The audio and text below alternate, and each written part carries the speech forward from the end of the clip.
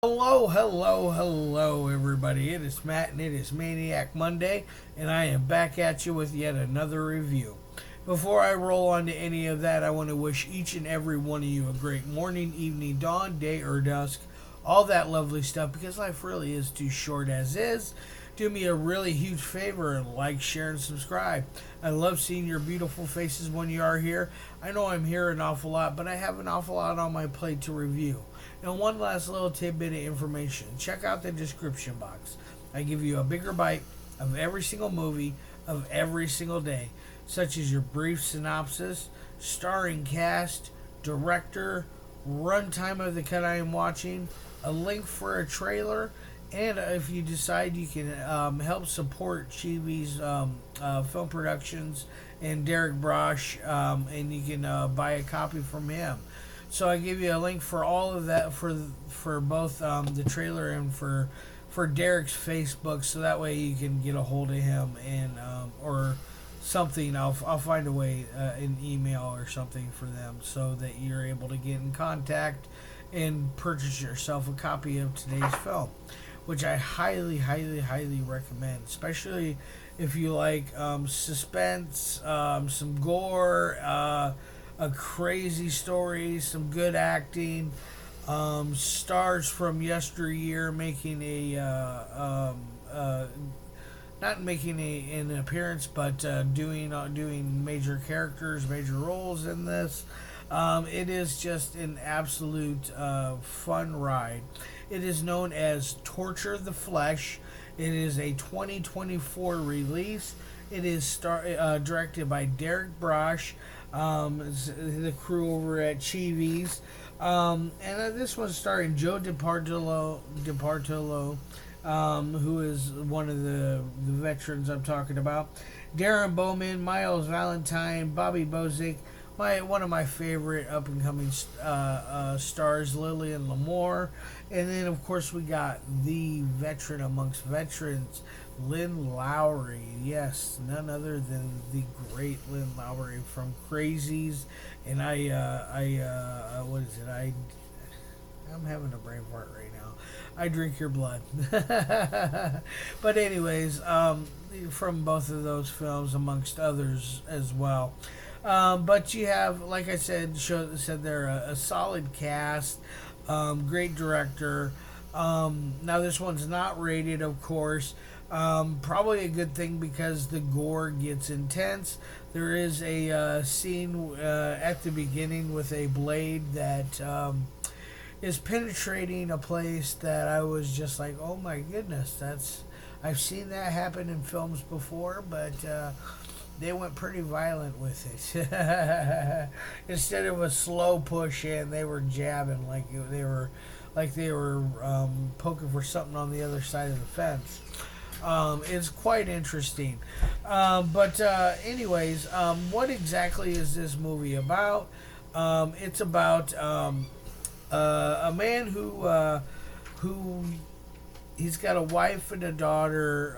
Finds out his wife is pregnant. They are brutally murdered. The wife and the daughter are. The husband comes home to find the police at his house. And it really takes a route that I saw coming, but the ending, I didn't really see it coming as much. I thought it was a very clever ending. But before I get to that, I do want to talk about some of the characters. Joe plays a cop, and he has a partner. Him and his partner, I believe his name was Mark.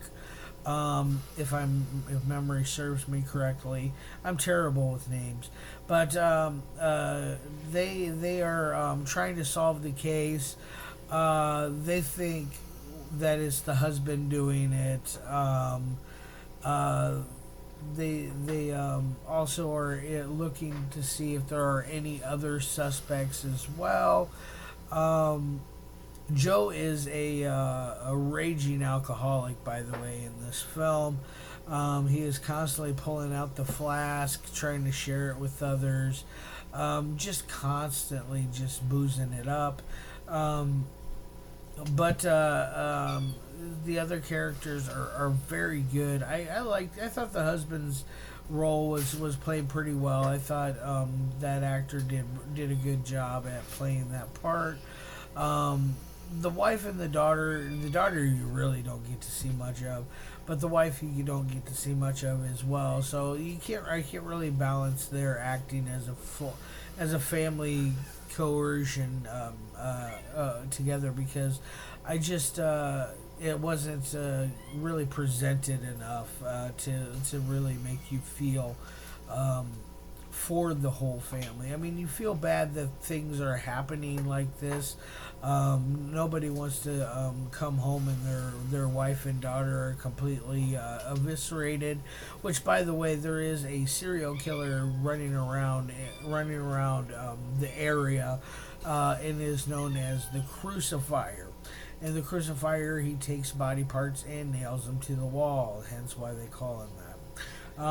So they think that that's another lead on this case. So it's quite interesting on the routes that it goes. Now, as far as other things with the movie goes, I think it runs at a good time. It's like an hour and 42 minutes. I think it ran at a good time. As far as that aspect, I'll get to that in a moment. Um, but I don't want to give away too much about this one, because there's just so much good stuff about it. Uh, like I was I'm on the fence which one I like most from Derek. This one is really good, but I also liked. Oh shoot! The one with the Guardian Angel one. I thought that one was actually really good. And it's not even a horror film. It's actually like a family film. But it just goes to show that he can make more than one genre of film, and he has a wide brush stroke on how good his artistic side of him is. But anyways, now that we're done with that part, let's talk about the three things that I love my movies to meet. First is the audio. The audio is good for the foremost. I didn't have any problems with it.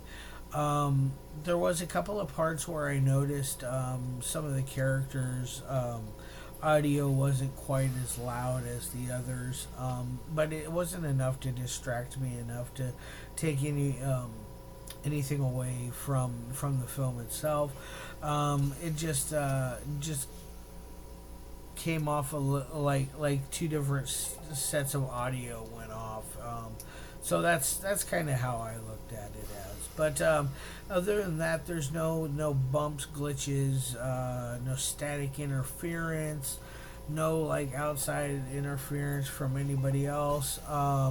And there is also we're going to give that one an A. There's also the second thing, which is dialogue. Dialogue is one of those things that can really make or break a film sometimes. If you have dreadful dialogue, it becomes kind of a bore to get through it. I didn't have that problem here. I thought the dialogue went really well. It meshes for each character. I thought each character delivered their lines in a good fashion as well. But you know me, I don't really talk about much of acting unless it's something out of the normal. But I think this one is solid acting all the way through. Especially with both Joe and Lynn. They play husband and wife, or excuse me, ex-husband and wife. There's a magical scene where Joe goes to the house, her house, and he's making himself a sandwich and grabs a beer out of the fridge. She comes down like, "What the hell are you doing in my house?" All this and that. And they haven't been together in like 10 years, and homeboy still shows up at the house every now and again for God knows what reasons. But anyways, that dialogue, I'm going to give it an A on that as well. And then for the editing is where I think the best part of this movie lies. It's got great pacing, never loses its momentum. Really edited together at a nice fashion of time as well. I think if it were any longer, it probably would have been too much. I think if it would have been any shorter, you would miss out on some stuff. So I think going that hour and 42 minutes was well deserved. But anyways, my editing score is going to be an A, and then my final score of 1 through 5 is going to be a 4 out of 5. I really like this. Like I said, this is one of Derek's best films to date. It's just absolutely just jaw dropping how good this one is. All right, guys, love your faces, and as always, peace.